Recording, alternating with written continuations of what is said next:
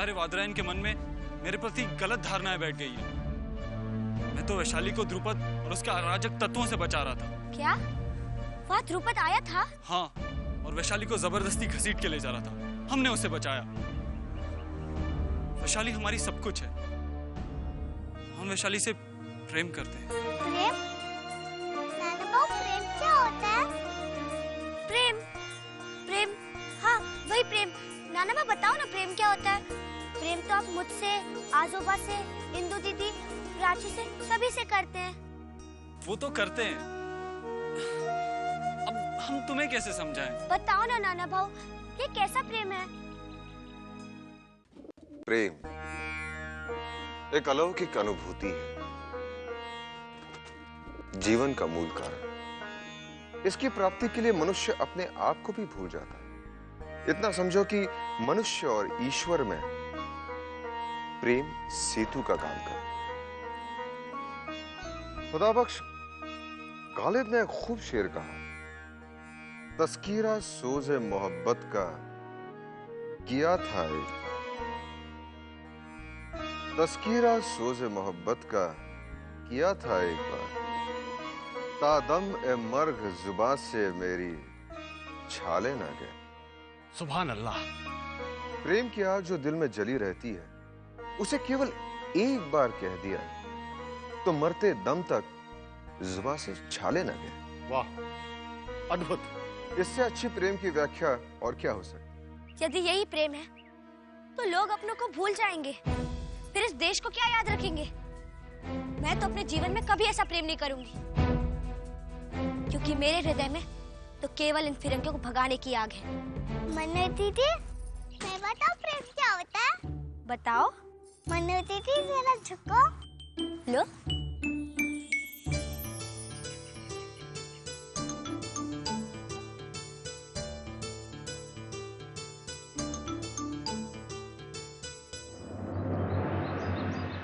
मात्र 40,000। इतना तो बारात के आगत स्वागत में व्यय हो जाएगा। और आप तो जानते हैं श्रीमंत सरकार का हाथ कितना खुला हुआ है। पर मुरुपन जी, हम कर भी क्या सकते हैं? पिछले साल फिरंगियों ने पेंशन भी तो पूरी नहीं भेजी। परंतु सखाराम जी, इस बात से श्रीमंत सरकार को अवगत कराना अति आवश्यक है, अन्यथा। बाबा। आओ बेटे। बाबा, ये प्रेम क्या होता है?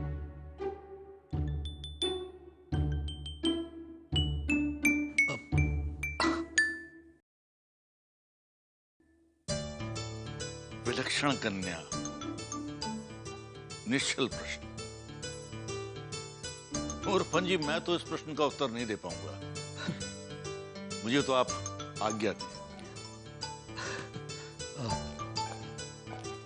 बाबा बताओ ना।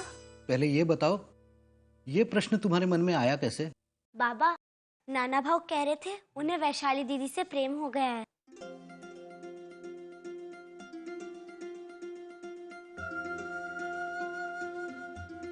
एक काम करो बेटे, रामायण तो लेकर आओ।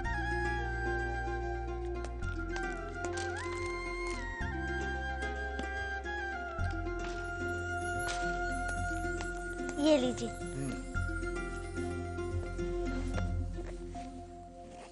प्रेम, प्रेम।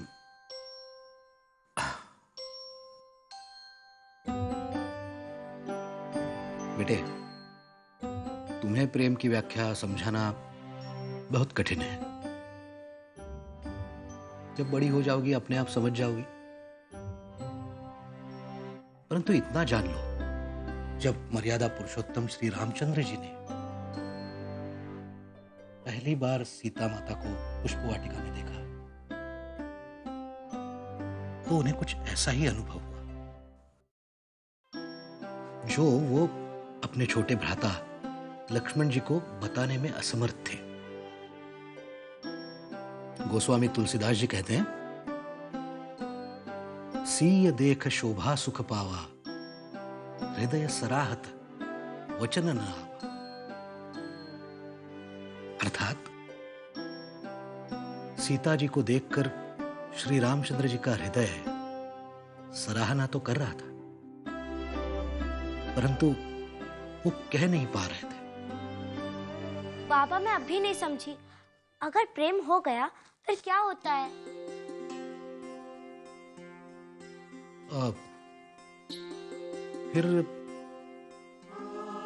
फिर विवाह हो जाता है, जैसे श्री रामचंद्र जी का सीता जी से हुआ। ओ?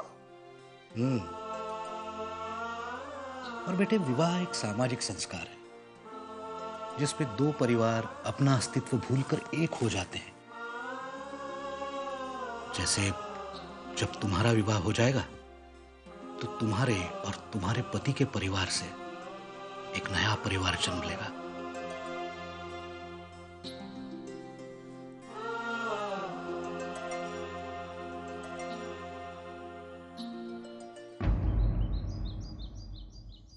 रामलीला में जो कुछ भी हुआ वो साधारण बात नहीं है, चिंता का विषय है। दर्शकों में हम हिंदुस्तानी के अलावा फिरंगी भी थे। क्या प्रभाव पड़ा होगा उन पर? यही तो वो चाहते कि हम आपस में लड़े। श्रीमंत सरकार, आप एक एक बात सत्य कह रहे हैं। आचार्य वादरायण का व्यवहार कटु से कटुतर होता चला जा रहा है। यहां आप एक शक्तिशाली मराठा होने के बावजूद उनसे विनम्रता से सिर झुकाकर मिलते हैं, वहीं आचार्य वादरायण सदैव आपको अपमानित करते रहते हैं। पापा साहब, हमारे मंदो दीदी ने वैशाली दीदी को बचा लिया। मनु,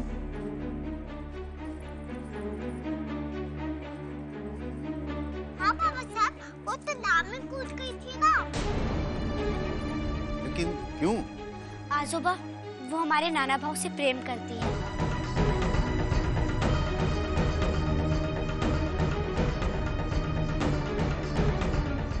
आजोबा, क्या वैशाली दीदी और नाना भाव का विवाह नहीं हो सकता?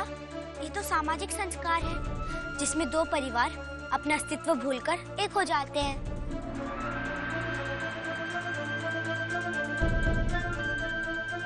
आजोबा, कुछ कीजिए ना। नहीं बेटी, ये संभव नहीं है।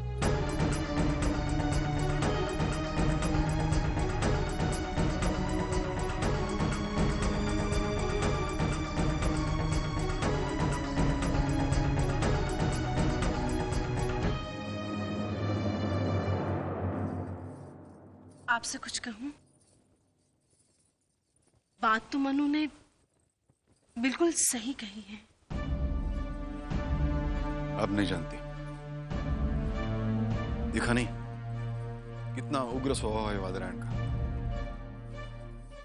हमारे लिए उसके दिल में कितना क्रोध भरा है। क्रोध भरा है, लेकिन आपके लिए नहीं, बिठूर के पेशवा के लिए। आप एक पेशवा की हैसियत से नहीं, एक पिता बनकर जाइए, फिर देखिएगा वो अवश्य मान जाएंगे।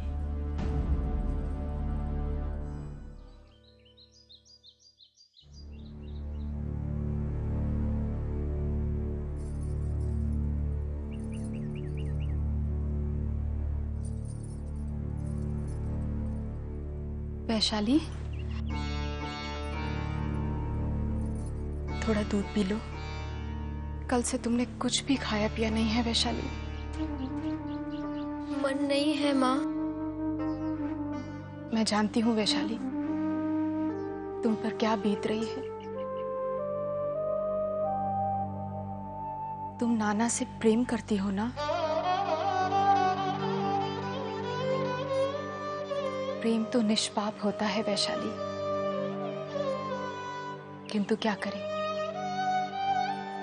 हम स्त्रियों का भाग्य ईश्वर से ज्यादा इस पुरुष प्रधान समाज ने लिखा है।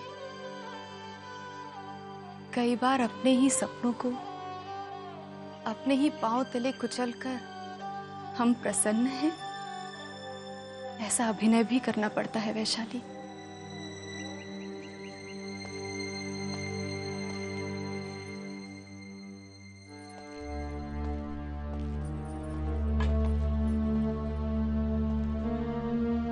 सुनिए जी,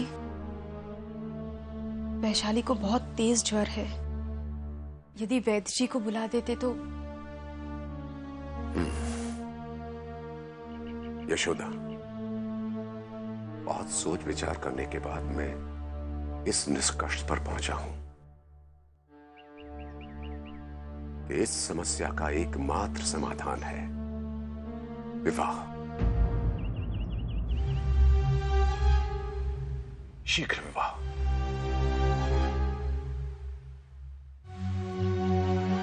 किंतु किससे जी? किसी से, कहीं भी, जो भी मिल जाए। मैं आज ही शास्त्री जी से परामर्श करता हूं, तत्काल।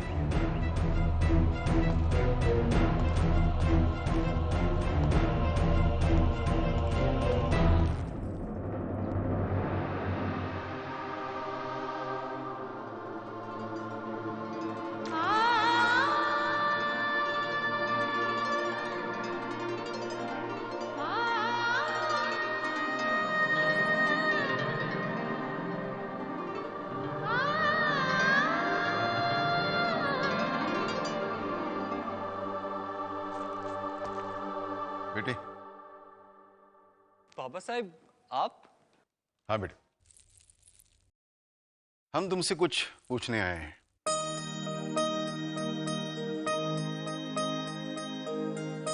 क्या तुम वैशाली से प्रेम करते हो?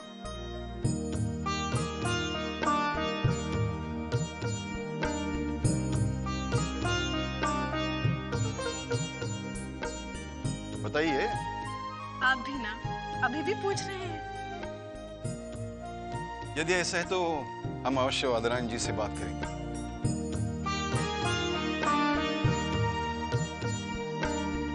मोरोपन, आपकी बेटी हमारे लिए सौभाग्य बनकर आई है। इंदु का रिश्ता भी मनु के कारण तय हुआ और आज नाना का रिश्ता भी मनु के कारण ही तय हो रहा है। ऐसी प्रतिभा विरले जन्म लेती है मोरोपंत।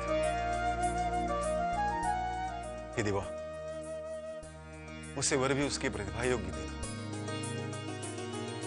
हम तो ये चाहते हैं कि वो किसी राज्य की महारानी बने।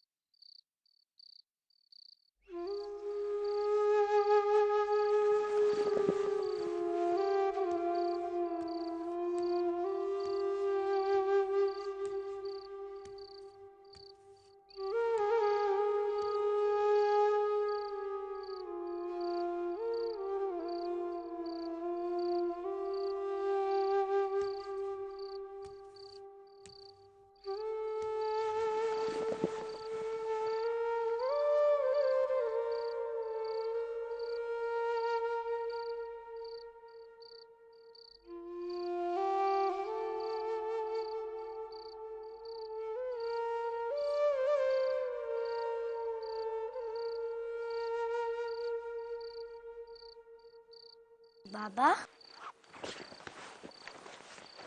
क्या हुआ बाबा? कुछ नहीं बेटे। तो फिर आप सोए नहीं? सो जाऊंगा, परंतु बेटे श्रीमंत सरकार की आवाज कानों में गूंज रही थी और मैंने सपने में देखा तू महारानी बनकर सिंहासन पर बैठी है। मैं और महारानी?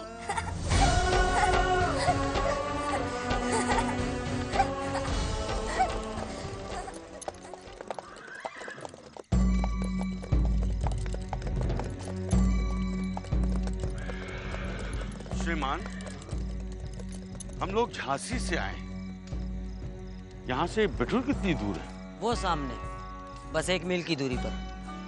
वो पटकर जी, भगवान की कृपा से झांसी की भावी रानी के गांव हम पहुंच चुके हैं। अब भगवान से यही प्रार्थना है कि मणिकर्णिका से हमें शीघ्रातिशीघ्र मिलवा दें। आइए भगवान।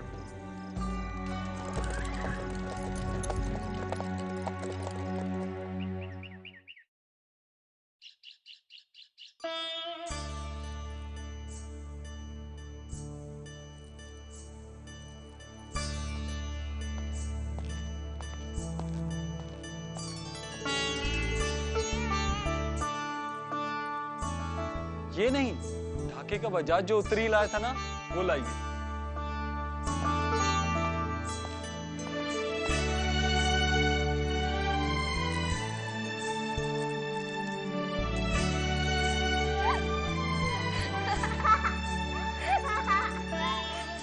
मनु, प्राची, तुम क्यों हंस रही हो? आप तो ऐसे तैयार हो रहे जैसे आज ही आपका विवाह है। नहीं नहीं, वो हम कहीं जा रहे हैं।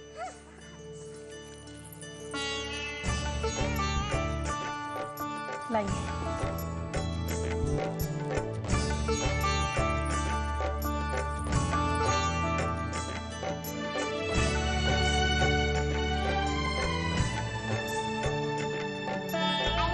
आप क्या कर रहे थे? बेटा, आज हमारे नाना का शगुन जा रहा है। इस प्रकार निछावर कर देने से संबंध बनने में कोई व्यवधान नहीं आती।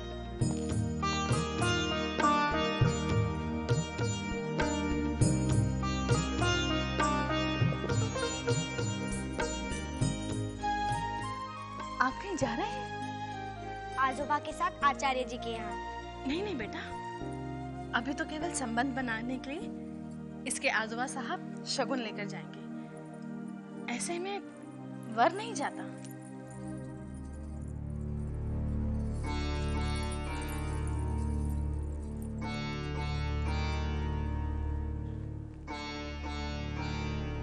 उदास क्यों हो तो नाना भाऊ?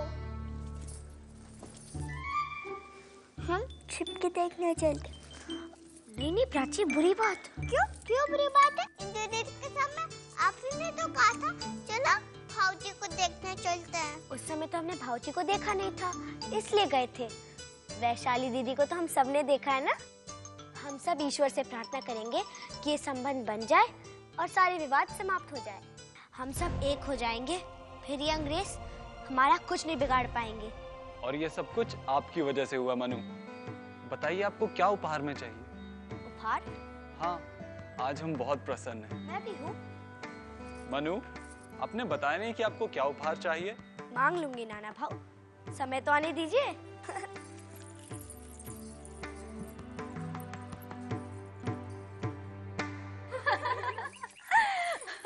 हमसे अब तुम भी नृत्य सीख लो और झांसी चली जाओ। क्या पता झांसी के राजा की दृष्टि तुम पर पड़ जाए और तुम भी झांसी की महारानी बन जाओ। क्या हुआ शांता, तुम लोग इतनी हंस क्यों रही हो? ये भी अब झांसी के सपने देख रही है। झांसी के सपने? हाँ, झांसी के राजा अपने लिए महारानी ढूंढ रहे हैं। क्यों? क्या उनका विवाह नहीं हुआ? अब ये तो पता नहीं, पर वो जिस भी कन्या से विवाह करेंगे उसे नृत्य भली भांति आना चाहिए। नृत्य तो नाचने गाने वालियों को आता है, क्या वो उन्हें महारानी बना लेंगे? हाँ, सुनने में आया है कि झांसी के राजा इसी कारण से नृत्य प्रतियोगिता करवा रहे हैं।